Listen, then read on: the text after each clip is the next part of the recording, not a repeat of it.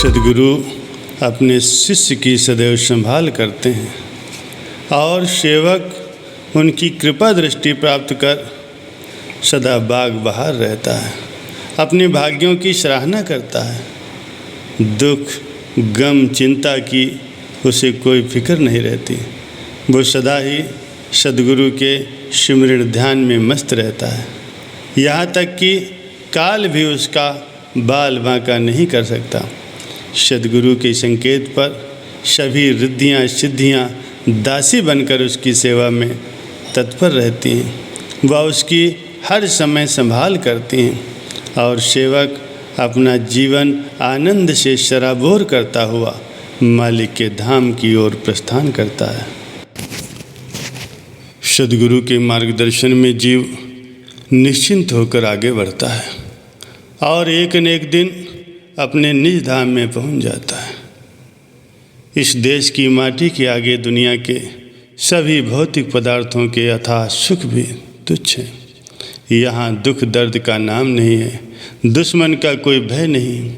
यह काल पुरुष का अमर देश है, जहाँ केवल आनंद ही आनंद है। इस नित्य व दिव्य आनंद को प्राप्त कर जीवात्मा सदैव तृप्त रहती है। सद्गुरु की रहबरी और उनकी सोहबत के बिना अगर पहनने को रेशमी कपड़े भी मिल जाएं तो कहते हैं कि इसमें आग लग जाए तो कोई गम नहीं। सद्गुरु के सानिध्य में यदि मिट्टी में भी लेटना पड़े तो भी अच्छा है, क्योंकि रूहानी सौंदर्य और आत्मिक सुख तो सलामत रहेगा। रूहानी धन जो असली धन है, उसकी कोई कमी नहीं आने पाएगी। भगवान श्री रामचंद्र जी को जब राजा दशरथ की तरफ से वन जाने की आज्ञा हुई तो उन्होंने माता सीता को वन के भयंकर दुखों से अवगत कराया और समझाते हुए फरमाया कि आप यहाँ महलों में रहो, मैं अवधि समाप्त कर शीघ्र ही वापस लौट आऊँगा। ये सुनकर माता सीता ने बड़े विनीत स्वर में उत्तर दिया कि आपके बिना मुझे महल के सुख भोग वन के दुखों से भी अधिक दुखदाई हैं। आपके साथ आपके चरणों में वन में रहना महलों से कहीं अधिक सुखदायी होगा। भाव ये है कि जिन जिन को भी इस आत्म सुख की अनुभूति हुई है, उन्होंने दुनिया के मिथ्या सुखों को इस अमर सुख पर न्यौछावर कर दिया। याज्ञवल्क्य जी राज ऋषि थे। उन्हें बड़े बड़े राजा महाराजाओं के द्वारा अथाह स्वर्ण मुद्राएं और बहुमूल्य आभूषण इत्यादि भेंट स्वरूप मिले थे। वृद्धावस्था आने पर उन्होंने विचार किया कि अभी वन में जाकर एकांत में भजन करके अपने अंतिम समय को आनंद में गुजारूं। उनकी दो पत्नियां थीं, एक मैत्रेयी और दूसरी कात्यायनी। उन्होंने दोनों को बुलाकर बड़े प्रेम सहित कहा, आप इस अपार धनराशि को बांटकर ले लें, क्योंकि मेरा विचार है अब वन में जाकर के भजन बंदगी करूं। मैत्रेयी ने विनती की कि आप ये सारा धन कात्यायनी को सौंप दें और मुझे अपने साथ वन में ले चलें।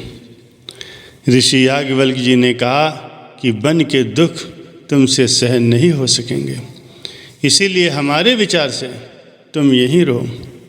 मैत्रेयी ने कहा कि मामूली समझ वाला इंसान भी सुख को छोड़कर दुख की ओर मुख नहीं करता। फिर आप तो विद्वानों के भी शिरोमणि हैं। आप इतनी धन संपदा का त्याग करके यदि वन में जा रहे हैं तो निश्चय ही किसी ऐसे सुख की प्राप्ति के लिए जा रहे हैं जो इतनी धन संपदा से भी प्राप्त नहीं हो सकता।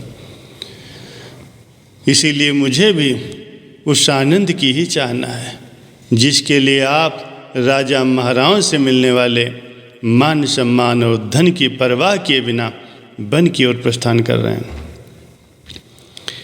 ऋषि याज्ञवल्क्य जी मैत्रेयी को अधिकारी जानकर अपने साथ ले गए।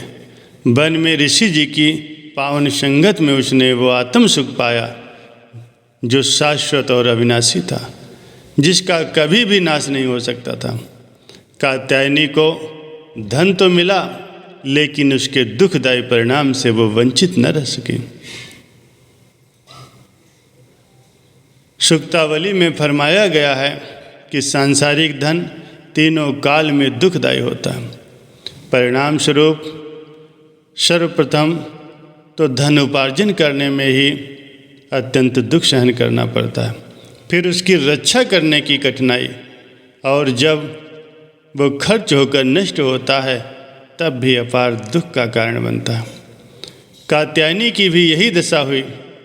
अंततः ऋषि पराशर जी से ज्ञान प्राप्त कर उसने सच्चा सुख प्राप्त किया।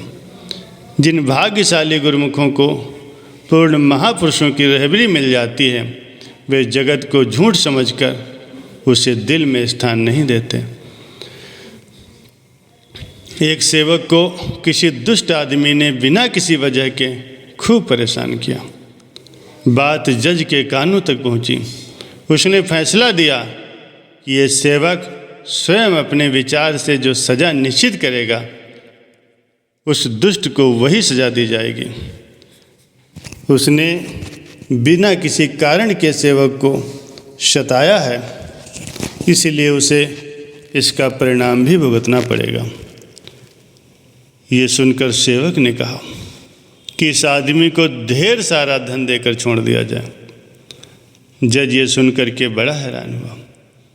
वो बोला कि मैंने तुम्हें सज़ा देने को कहा था, न कि पुरस्कार देने को। सेवक ने कहा कि मैंने सोच समझकर इसे बड़ी से बड़ी सज़ा दी है, क्योंकि धनी व्यक्ति ही सदैव शांत रहता है। धन ही सभी विपदाओं का मूल है। इसीलिए जब इसके पास धन आएगा तो निश्चय रूप से ये वो विपदाएं और आपदाएं साथ लेकर आएगा। ऐसे में जीव आत्म सुख की कल्पना भी नहीं कर सकता। फिर ये धन पुरस्कार कैसे हुआ?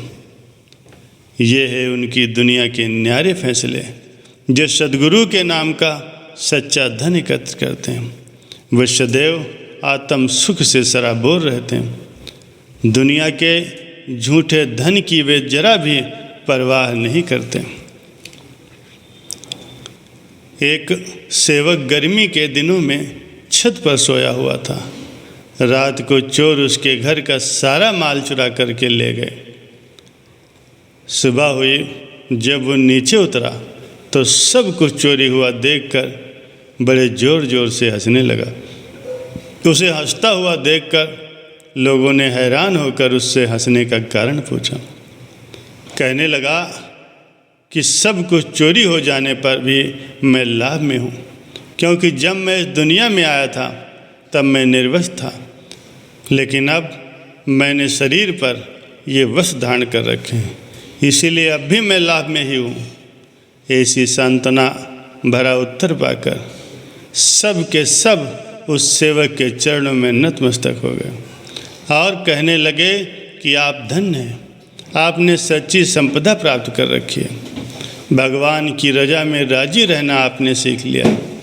मालिक की प्रेरणा से उन सब ने उसे पुराने सामान के बदले में नया सामान और कपड़े इत्यादि खरीद करके दिए।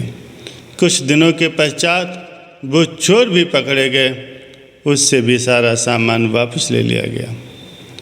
इस प्रकार प्रभु के प्यारे यहाँ भी सकुशल रहते हैं और आत्म सुख से सराबोर होकर के मालो माल होकर के अपना परलोक भी सुहेला कर जाते हैं।